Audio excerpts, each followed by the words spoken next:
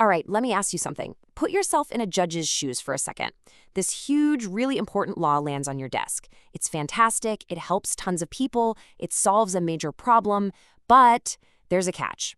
Very deep inside, there's one tiny clause, just one sentence, that's unconstitutional. It violates a fundamental right.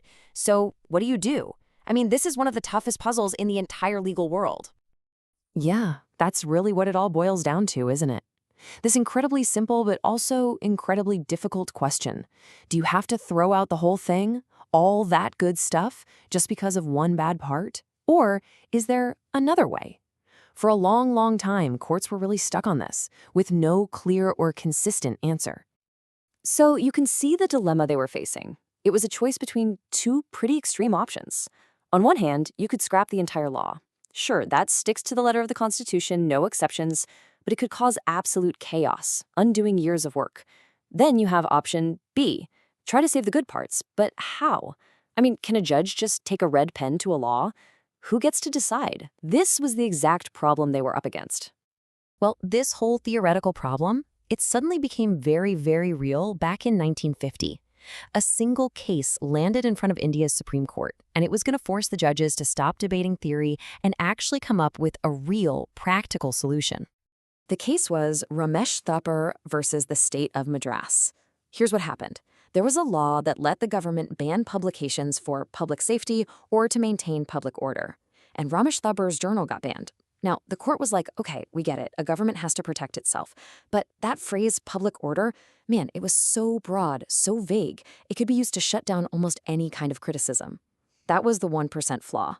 And this case basically forced the court's hand. They had to invent a brand new tool for their judicial toolbox. The court's looking at this problem and realizing, our usual way of doing things, this all or nothing approach, it's just not going to work here. It's too clumsy for such a delicate problem. They needed something more precise, something more, surgical. I love this way of thinking about it. An axe is just a blunt instrument, right? It destroys everything in its path. But a scalpel is all about precision. It lets a surgeon remove a tiny tumor and save the patient. And that's exactly what the court wanted to be. A surgeon for the law, not a lumberjack.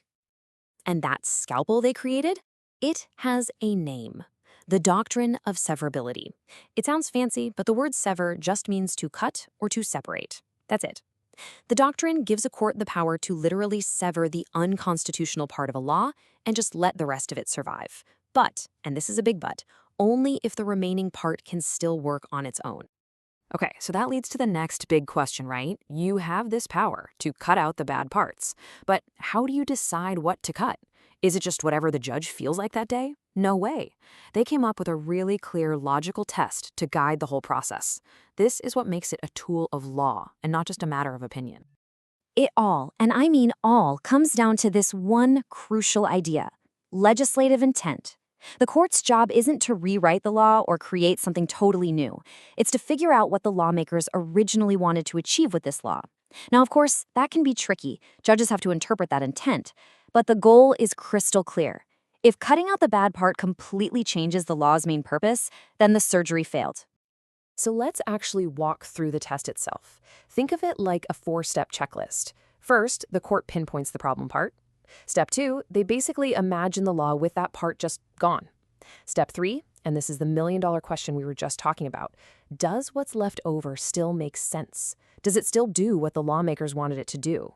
And finally, step 4 is the verdict. If the answer is yes, then that bad part is severed and the good law gets to live on. But if the answer is no, if what's left is just a hollow shell, then the whole thing has to go. So why are we digging up a case from 1950? I mean, what does it matter to us today? Well, because the solution it created wasn't just for that one moment in time. It fundamentally changed how legal systems everywhere balance the power of government with the rights of citizens. Its influence is still felt every single day. You see, this wasn't just some clever one-off fix. It literally became a cornerstone of constitutional law, not just in India, but all over the world. It gives the courts this vital middle ground. It lets them review laws in a way that's both powerful, but also respectful of the democratic process. It saves good laws from getting thrown out because of tiny flaws. All right, so let's tie this all together. It all starts with the idea that one tiny flaw can put a whole law at risk. The Romesh Thappar case brought that problem to a crisis point, which forced the court to create its judicial scalpel, the Doctrine of Severability.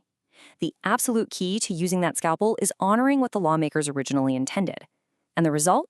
A much better balance between the laws we pass and the constitutional rights we all have. And that really leaves us with this final, bigger idea.